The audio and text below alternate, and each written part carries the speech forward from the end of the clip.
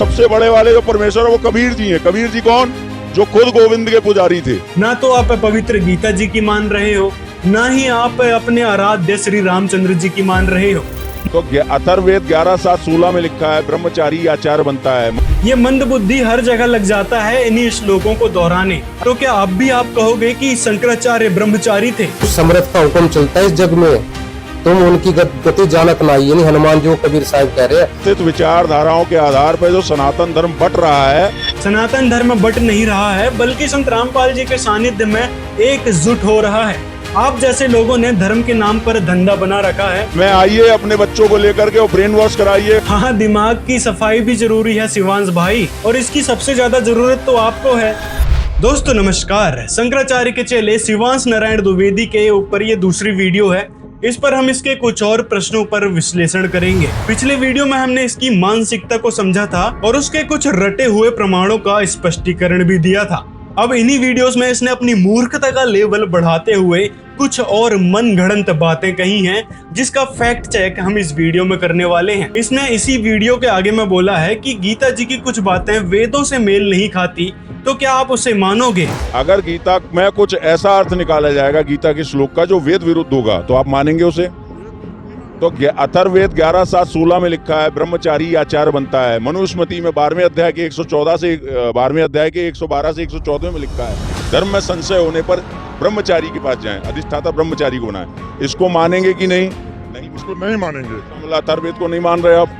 अथर्ववेद को नहीं मान रहे आप? इसका क्या मतलब है? क्या सारे वेद एक ही श्लोक में टिके हैं क्या? ये मंदबुद्धि बस लगा है अपने आचार्यों, अपने ब्रह्मचारी गुरुओं को सर्वश्रेष्ठ बताने। मेरा परिचय है शिवांश नारायण द्विवेदी, पुरी शंकराचार्य, पुरी के शंकराचार्य जी का शिष्य हूँ। तो आइए इस वीडियो में इसकी ब्रह्मचारी वाली ये फड़क सही तरीके से निकाल ही देते हैं। तो इसके लिए सबसे पहले तो आइए आदि शंकराचार्य जी की हिस्ट्री पर चलते हैं। जब एक समय शंकराचार्य जी भारत भ्रमण के दौरान जब काशी में पहुंचे, उन्होंने मशहूर विद्वान कुमारिल भट्ट के शिष्य और मिथिला के पंडित मंडन मिश्र को 42 दिन तक चले शास्त्रार्थ में हरा दिया। इस शास्त्रार्थ के दौरान ही 21वें दिन उभय भारती ने एक ऐसा सवाल पूछा कि शंकराचार्य निरुत्तर ही रह गए।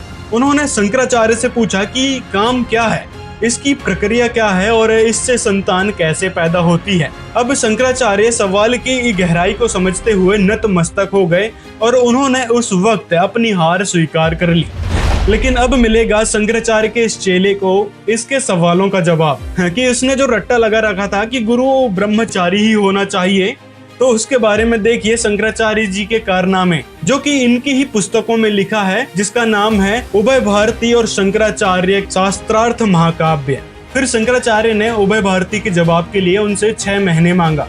कहा जाता है कि इस सवाल का जवाब जानने के लिए शंकराचार्य ने योग के जरिए शरीर का त्याग किया, यानी उनकी आत्मा एक मृत राजा की देह को धारण किया और फिर उसकी पत्नी यानी रानी के साथ कई दिनों तक रहने के बाद काम शास्त्र के बारे में जाना। इसके बाद उन्होंने फिर भारती से शास्त्रार्थ कर उसके सवाल का जवाब दिया। तो यहाँ पे आप समझ रहे हो दोस्तों, शंकराचार्य जी रानी के साथ 6 महीने तक रहे, उसके बाद इनको ज्ञान हुआ काम शास्त्र का। उसके बाद ये फिर पहुंचे उभय भारती से शास्त्रार्थ करने, उनके सवालों का जवाब देने। तो क्या अब भी आप कहोगे कि शंकराचार्य ब्रह्मचारी थे, जबकि उनकी आत्मा जो जीव ही ब्रह्म आप लोग कहते हैं, तो उनका जीव तो किसी और शरीर में प्रवेश करके वो गृहस्थ जीवन का आनंद 6 महीने ले चुका था। ब्रह्मचारी ही आचार्य बनेगा। उसके बाद भी फिर वो ब्रह्मचारी कैसे रहे?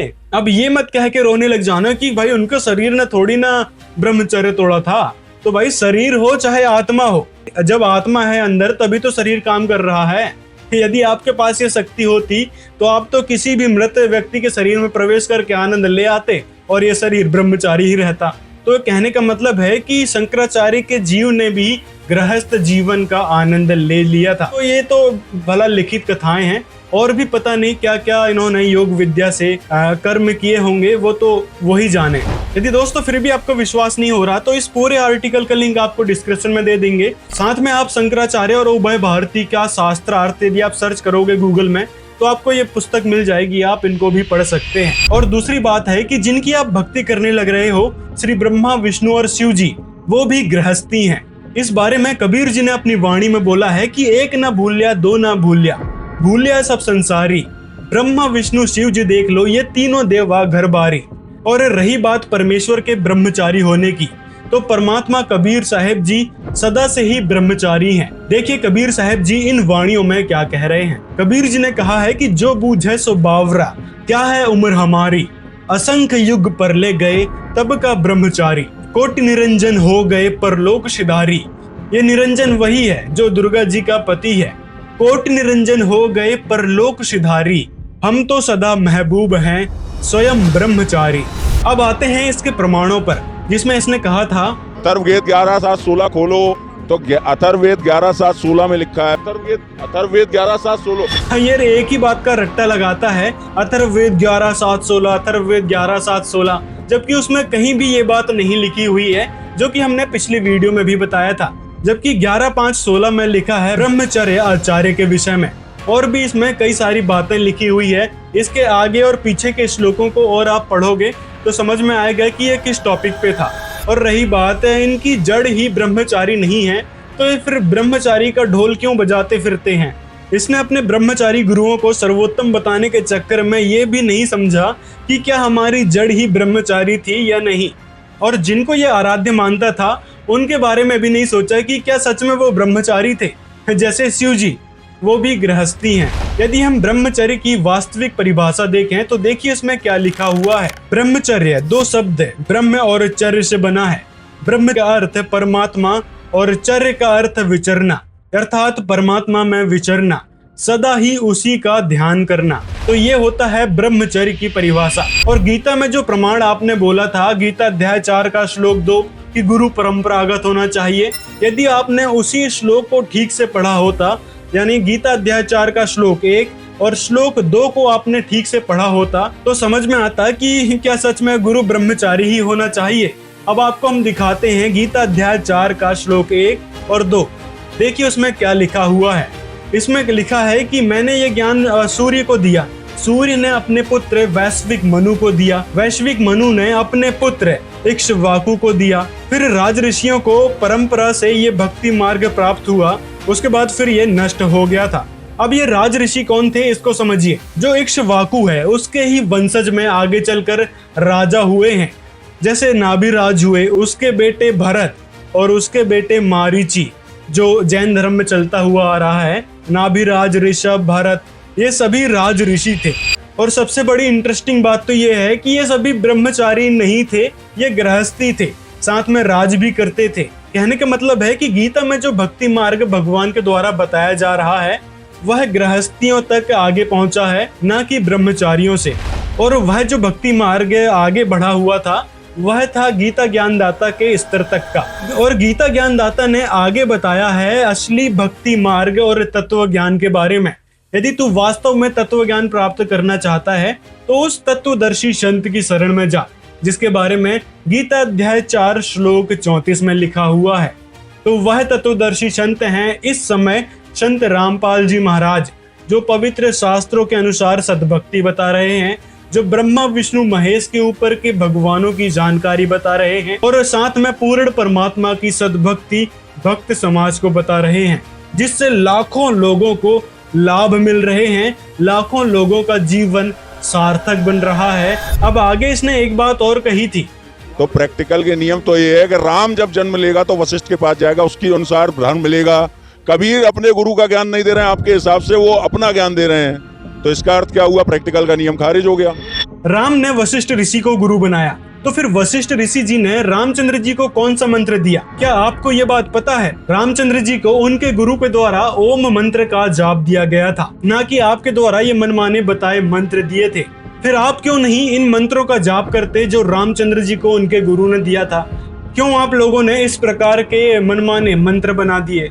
और यदि वशिष्ठ ऋषि के बारे में हम आपको बताएं तो वशिष्ठ ऋषि यानी राजा राम जी के गुरु भी ब्रह्मचारी नहीं थे, उनकी पत्नी थी, उनके बच्चे थे, और वशिष्ठ ऋषि की पत्नी का नाम था अरुंधति। तो इसका मतलब है कि आप मनमाना आचरण कर रहे हो, ना तो आप पवित्र गीता जी की मान रहे हो, ना ही आप अपने आराध्य श्री रामचंद्र जी की मान रहे हो। बस एक ही रटना लगाए हुए हो कि गुरु ब्रह्मचारी होना चाहिए।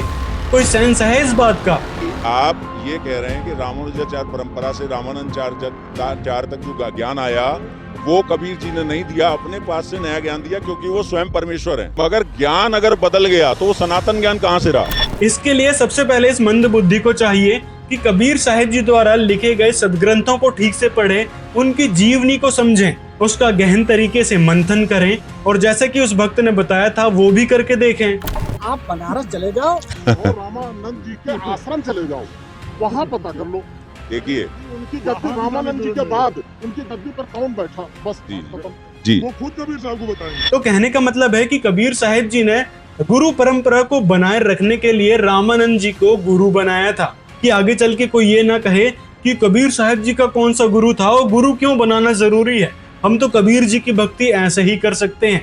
तो इसीलिए कबीर साहिब जी ने गुरु धारण किया, रामानंद जी को अपना ज्ञान समझाया, जिसके बारे में देखिए इस आर्टिकल में क्या लिखा हुआ है। रामानंद जी की आध्यात्मिक यात्रा तब शुरू हुई जब 5 वर्ष के लीलामय शरीर में कबीर जी से रामानंद जी को ज्ञान प्राप्त हुआ। ज्ञान प्राप्ति के बाद वे ऐसे आचार्य हुए जिन्होंने भारत वर्ष में कबीर जी द्वारा दिए गए शास्त्र अनुकूल ज्ञान का प्रचार किया। यानी कबीर साहिब जी ने रामानंद जी को जो ज्ञान समझाया था, उसके बाद रामानंद जी ने उसी ज्ञान का प्रचार किया, न कि अपने पुराने ज्ञान का। कबीर साहिब के मिलने से पहले रामानंद स्वामी जी ने क्षेत्रीय रूप से वैष्णव वैरागी संप्रदाय की स्थापना की थी, जो आज रामानंद संप्रदाय के नाम से प्रसिद्ध है। तो ये थी स्वामी रामानंद जी को कबीर साहिब जी द्वारा गुरु बनाए जाने की वास्तविकता। उम्मीद है ये कॉन्सेप्ट आपको क्लियर हो गया होगा। यदि नहीं हुआ है तो डिस्क्रिप्शन में एक वीडियो का लिंक आपको मिल जाएगा, जिसमें संत रामपाल जी महाराज ने बखूबी से समझा रखा है। उस वीडियो को आप देख सकते हैं। कि गुरु ने जो ज्ञान उनको दिया था वो गुरु का ज्ञान उन्होंने आगे नहीं बढ़ाया, उन्होंने अपना ज्ञान दिया। फिर ऐसे तो आपको भी पहली क्लास में ही रहना था, आपने क्यों पहली, दूसरी, 5वीं, 10वीं, 12th तक ग्रेजुएशन क्यों करी आपने? इसी प्रकार रामानंद जी के पास जो ज्ञान था वो पिछली क्लासों का था, और कबीर साहिब जी ने जो ज्ञान दिया था उसमें पहली से लेकर PhD तक का ज्ञान था। तो रामानंद जी ने उनके ज्ञान को स्वीकार किया। उसके बाद रामानंद जी उनके देखा देखी रूप से गुरु रहे, लेकिन वास्तव में वो कबीर साहिब जी की बातों को ही फॉलो करते थे, उनके ज्ञान का ही प्रचार करते थे। और एक सीक्रेट बात आपको बताऊं, कबीर साहिब जी ने रामानंद जी को अपना वास्तविक स्थान भी दिखाया था, जो कि सतलोक था, जिसके बारे में ये 2D एनिमेशन बनी हुई है। आप इस वीडियो को भी देख सकते हैं, सर्च कीजिए रामानंद और कबीर साहिब जी ज्ञान गोष्ठी।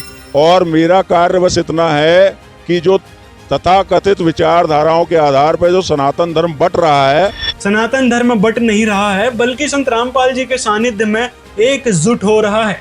आप जैसे लोगों ने धर्म के नाम पर धंधा बना रखा है और हिंदू मुस्लिम को लड़ाकर लोगों को बांटने लग रहे हो। यदि ढंग से आपने संत रामपाल जी के द्वारा लिखित किताबों को पढ़ा होता या उनके ज्ञान को ही सुना होता, तो आपको समझ में आता कि संत रामपाल जी महाराज का सभी धर्मों के प्रति क्या उद्देश्य है, उनकी क्या राय है।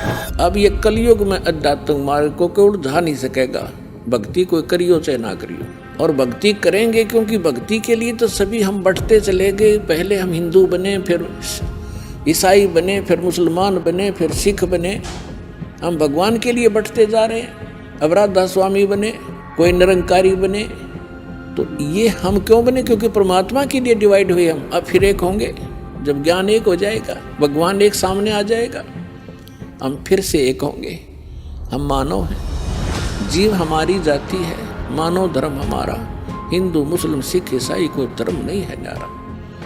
ये आपके एक दिन हृदय में जगह बन जाएगी इसकी सच्चाई के साथ। एक तो फॉर्मेलिटी होती है, सच्चाई के साथ आप इसको स्वीकार करोगे कि हम भिन्न नहीं है। कलयुग से पहले आप पिछली हिस्ट्री देख लीजिए, अपने इतिहास बहुत लंबे चौड़े हमारे पास रखे हैं। कोई धर्म अलग नहीं था, द्वापर तक कोई भी मजहब नहीं था, 4 वर्ण अवश्य थे। अभी कलयुग में काल को पता था कि ये कहीं मेरे जाल से निकल ना जावे, इसलिए कई मजहब बना दिए। आपस में लड़ो मरो कटो, अपने अपने धर्म को उत्तम बताओ। कहते हैं कोई कहे हमारा राम बड़ा है, कोई कहे खुदाई रे, कोई कहे ईसा मसीह बड़ा है, ये बाटा रहे लगाई रे, कोई कहे ईसा मसीह बड़ा है। कहते इस प्रकार ये अलग अलग से बांटे बैठे हैं कोई नो कहे हमारा राम बड़ा है, दूसरे कहे हमारा खुदा बड़ा है, कोई कहे ईसा मसीह बड़ा है, कहते नो बाटे बैठे अलग अलग। नहीं होगा, क्योंकि आपकी जो विचारधारा है, आपने अभी कहा मैं वेद को नहीं मानूंगा, आपने कहा अथर्ववेद 11:7-16, मैंने कहा ये मंदबुद्धि हर जगह लग जाता है इन्हीं श्लोकों को दोहराने। अरे भाई, पवित्र श्रीमद् भागवत गीता चारों वेदों का सार है। तो ये जो सार है ये आप मान रहे हो, मुझे सिद्ध तो करो इसको कि ये सार है उसका।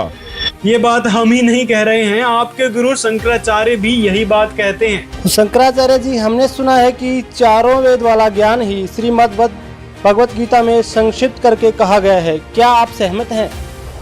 तो महाभारत में भी लिखा है, सर्वोपनिषदो गावो दुग्धा गोपाल नंदना। वेदों का तात्पर्य, वेदों का जो शिरोभाग उपनिषद है उसमें सन्निहित है। उपनिषदों का मंथन करके श्रीमद् भगवत गीता की अभिव्यक्ति हुई है। इसका मतलब है कि आपने ही अपने गुरु का ज्ञान सही से नहीं सुना और लगे हैं मनमानी बातें करने, अपना ढमढमा पीटने।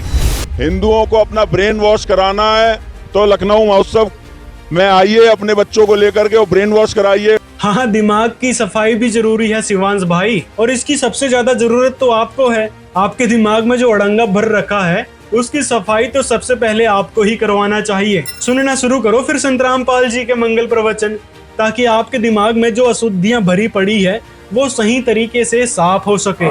मैं कहना चाहूंगा माननीय योगी जी से कि उनको क्यों अनुमति दी जाती है जब वो कहते हैं ब्रह्मा विष्णु महेश के पिता कोई और है। मैं भी माननीय योगी जी से कहना चाहूंगा कि ऐसे अज्ञानी धूर्तों को खुला नहीं छोड़ना चाहिए, जो कुछ एक श्लोकों को रटकर और अपने आप को विद्वान समझने लगते हैं। दुर्गा के जो पति हैं वो शिवजी नहीं है, वो कोई और है जिसका नाम ब्रह्म है, ये वो ब्रह्म नहीं है। ये मंद बुद्धि बेटे को ही बाप बनाने में तुला हुआ है। दुर्गा के जो पति हैं वो शिवजी नहीं है। यही होता है जब इनके गुरुओं को शास्त्रों का वास्तविक ज्ञान ना हो। इसके गुरु ने इसको बोल दिया कि शिव जी जो है दुर्गा जी के पति हैं, बस उसी को मान के बैठ गया, और इसके पीछे जो इतने सारे सदग्रंथ इसने लगा रखे हैं उनको एक बार भी पढ़कर नहीं देखा कि वास्तव में सच्चाई क्या है। हमने पिछले वीडियो में दिखाया था ब्रह्मा विष्णु महेश और देवी दुर्गा जी के बारे में। यदि आपने वह वीडियो नहीं देखा है तो डिस्क्रिप्शन में लिंक मिल जाएगा, वीडियो को आप देख सकते हैं। वो कोई और है जिसका नाम ब्रह्म है, ये वो ब्रह्म नहीं है जो खुद ही जीव जगत और जगदीश्वर के रूप में प्रकट होता है, वो ब्रह्म नहीं है, ध्यान रखिएगा। ये कोई अलग ब्रह्म नहीं है, ये वही ब्रह्म है भाई, जिसने गीता का भी ज्ञान दिया और साथ में शिव महापुराण में सदा शिव के रूप में ब्रह्मा और शिव जी के बीच में एक स्तंभ स्थापित किया था।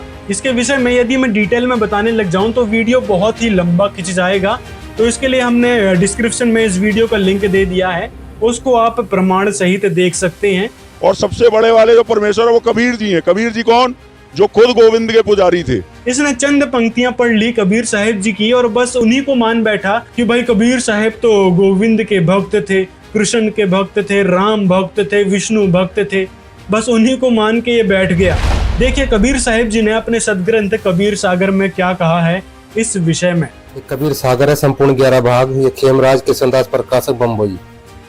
इसके हम आते हैं यहाँ तक ज्ञान बोध के, ये बोध सागर पे आते हैं और पेज नंबर है 17 नंबर पेज है। ये कबीर वचन कबीर साहब कहते आ रहे हैं कि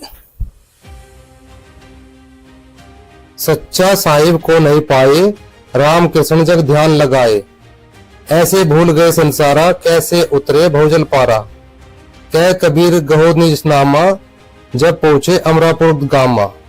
कि सच्चा साहिब को नहीं पाए, यानी जो सच्चा भगवान है उसको कोई नहीं पाता, यानी कोई उसकी भक्ति नहीं करता। और राम कृष्ण जब ध्यान लगाए कि ये सब राम कृष्ण तक जो भक्ति कर रहे हैं ये सब भूले पड़े हैं, ऐसे भूल गए संसार, ये संसार सारा भूल गया, कैसे उतरे भोजन पारा। आगे आते हैं 17 नंबर पेज पे ज्ञान बोध के कि कहते कह कबीर जगन गाय के, सुनो जगत यह ज्ञान, नीचे त्रिलोकी रहत है ऊपर सतगुरु नाम। यानी नीचे त्रिलोकी है ऊपर सतगुरु नाम है। और त्रिलोकी कौन है ये पीछे 16 नंबर पेज पे आ जाते हैं हम। यहाँ पे त्रिलोकी क्या, रामचंद्र वर्णन करूं, त्रिलोकी है नाथ, जग जीव कह समझाएगा, सुनिए जुलाई की बात। यानी रामचंद्र का जिसका वर्णन कर रहा हूँ वो त्रिलोकी नाथ है। और त्रिलोकी क्या है, ये त्रिलोकी जो है ये नीचे त्रिलोकी है ऊपर सतगुरु नाम, यानी ऊपर सतगुरु है।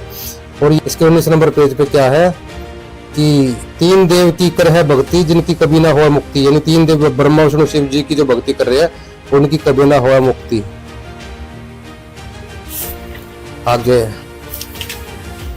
आगे लिखा है ये 21 नंबर पेज पे, बोध सागर के सी भी चल रहे हैं, बोध सागर पे 21 नंबर पेज पे, कि भ्रम गए जग वेद पुराना आदि राम का भेद न जाना। ये आदि राम है, ये नाम गलत है, राम मिसप्रिंट है, ये राम है।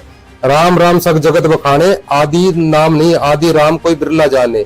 राजा राम सब कोई यह जग जाने, तुम से ताको भेद बखाने। यानी राजा राम को तो सब जानते हैं, आदि राम को कोई बिरला जानता है। आगे देखो क्लियर होगा इसके अगले पेज पे, आगे 22 नंबर पेज पे, ऐसा राम सकल जग जाने, आदि ब्रह्म को नहीं पहचाने। यानी ऐसा राम, तो ये जो सकल जग है सारा संसार, ये तो राम को तो जानता है लेकिन आदि ब्रह्म को नहीं पहचानता। आदि ब्रह्म यानी आदि ब्रह्म का मतलब परमात्मा, सबसे पहले वाला परमात्मा आदि ब्रह्म जिसने दुनिया रची है, वो इस राम से अलग है। दशरथ पुत्र राम को तो सब जानते हैं, उससे अलग है आदि ब्रह्म, जो कबीर साहब जिसके बारे में जिक्र करते हैं। कहते तीन गुणों की भक्ति में, गुण तीनों की भक्ति में, ब्रह्मा विष्णु शिव जी, रजगुण ब्रह्मा सतगुण विष्णु तमगुण शिव जी, गुण तीनों की भक्ति में भूल पड़ो संसार, कह कबीर निज नाम बिन कैसे उतरे पार। यानी मेरे जो न सच्चा नाम है उसके बिना कैसे पार उतरोगे। अब देखो यहाँ पे ये लिखा हुआ है, यहाँ पे 23 नंबर पेज पे बोध सागर पे, ऐसा राम कबीर ने जाना, धर्मदास सुनियो देखाना। कैसा राम कबीर ने जाना, सुनो। ऐसा राम कबीर ने जाना, धर्मदास सुनियो देखाना, सुन के परे पुरुष को धामा, ता साहिब है आदि अनामा। यानी सुन के परे, जो सबसे परे सुन के परे जो है पुरुष का धाम है, धाम जो परमात्मा सारी सृष्टि रचना है उसका धाम है। ता साहिब है आदि अनामा, यानी वहां पे जो एक साहिब यानी परमात्मा है जो सबसे पहले का आदि है और उसका कोई नाम नहीं, अनामा है। ताई धाम सब जीव का दाता, कि उस धाम में सब जीवों का दाता है। मैं सबसे कहता निज बाता, कि मैं सबसे बता रहा हूँ कि उस कहत अगोचर सबके पारा, आदि अनादि पुरुष है न्यारा, कि एक आदि अनादि पुरुष है न्यारा। यानी वो जो आदि अनादि सबसे पहले परमात्मा वो न्यारा है। आदि ब्रह्म एक पुरुष अकेला, ताके संग नहीं कोई चेला। यानी जो आदि ब्रह्म है, आदि अनादि पुरुष जो है वो न्यारा है, वो आदि ब्रह्म है, वो एक पुरुष अकेला है, वो पुरुष अकेला है, ताके संग नहीं कोई चला। वो रामचंद्र से अलग है। देखो ऐसा राम सकल जग जाने, यानी इस रामचंद्र को तो सकल जग जानता है लेकिन आदि ब्रह्म को नहीं पहचाने। वो आदि ब्रह्म यहाँ जिक्र किया, आदि ब्रह्म एक पुरुष अकेला, ताके संग नहीं कोई चेला। वही आदि अनादि पुरुष है न्यारा, यही वही आदि अनादि परमात्मा न्यारा है, वो रामचंद्र से अलग है। ताही न जाने ये संसारा, ये संसार नहीं जानता उसको, बिना नाम है जम के चारा। सच्चा साहिब भजो रे भाई, यही जग में तुमसे कहो चिताई। सच्चा साहिब भजो। अब यहाँ पे देखो पेज नंबर 24 में, पत्थर पूजे हिंदू बुलाना और मुर्दा पूजे भूले तुर्काना। यानी पत्थरों को पूज के तो हिंदू भूल बैठे, पत्थरों की मूर्ति पूजते हैं, और ये मुर्दे जो है ये कब्र को पूजते हैं, मुसलमान कब्रों को पूजते हैं। क्या कभी ये दोनों बुलाए बैठे हैं। आदि पुरुष को कोई नहीं जानता। अगर रामचंद्र जी का जिक्र करते कबीर साहब तो कबीर रामचंद्र को सब जानते हैं, वो भूल, लेकिन उस आदि परमात्मा को पुरुष को सब भूले बैठे जो कबीर के राम थे, जिनके बारे में कबीर ने जिक्र किया कि यह ब्रह्मा की है करतूती, जग ही लखाए झूठी रीति। ब्रह्मा ने यस जग भरमाया, सतपुरुष का भेद मिटाया। नहीं वो जो सतपुरुष है, सच्चा साहिब है, उसका भेद मिटा दिया ब्रह्मा ने, ये सब जग को भरमा दिया। और ब्राह्मण प्रभु की भक्ति न जाने, ब्रह्म रूप नहीं पहचाने। जो ब्राह्मण है वो प्रभु की भक्ति नहीं जानते और ब्रह्म रूप नहीं पहचानते। अगर रामचंद्र जी के बारे में कबीर जी कहते तो सभी ब्राह्मण तो रामचंद्र जी की भक्ति बता रहे, सभी जानते हैं उनको तो, लेकिन यहाँ कबीर जी क्यों कह रहे ब्राह्मण प्रभु की भक्ति नहीं जाने, ब्रह्म रूप नहीं पहचाने। तो इससे सिद्ध होता है कि वो जो ब्रह्म है, वो परमात्मा सतपुरुष है, वो राम से अलग है। और दिखाते हैं और क्लियर करते। यहाँ देखिए लिखा, सत साहिब है सबसे न्यारा, ताही जपे होए भव पारा। सत साहिब सबसे न्यारा है, उसको जपेगा जो वो भव से पार होगा। रामचंद्र जी से अलग है, वो सबसे न्यारा है। ये देखिए बोध सागर और ज्ञान बोध में लिखा हुआ है, यहाँ कबीर साहब जो चारों युग में आए।